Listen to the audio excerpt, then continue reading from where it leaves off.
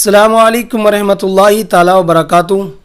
माह मुहर्रम हराम में बहुत सारे लोगों को देखा जाता है।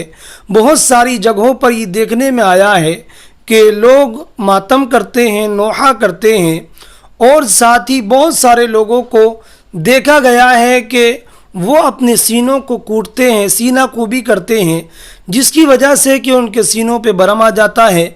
इसी तरह बहुत सारे लोग छुरियों से, जंजीरों से मातम करते हैं और अपने जिस्म से खून निकालते हैं और वो ये ख्याल करते हैं कि इससे हसनैन करीमैन राज़ी हो जाएंगे। उनका ये बातिल ख्याल होता है, बातिल गुमान होता है।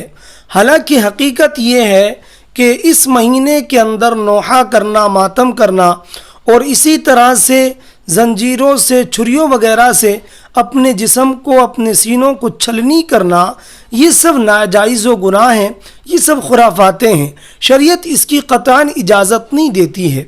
इसी तरह बहुत सारे लोगों को देखा जाता है कि ताज़िया सामने रखकर वो उसके सामने मरसिया पढ़ते हैं और वो ये ख्याल करते हैं कि इससे अल्लाह और उसके रसूल राज़ी होते हैं। हालांकि ये जो मरसिया पढ़ा जाता है इसमें अहले बैत की बेहुरमती और बेसब्री का वो लोग मुजाहरा करते हैं और ख़ासकर ये जो चीज़ पाई जाती है, ये राफजी यानी शियाओं के अंदर पाई जाती है, वो इसको कसरत से अंजाम देते हैं।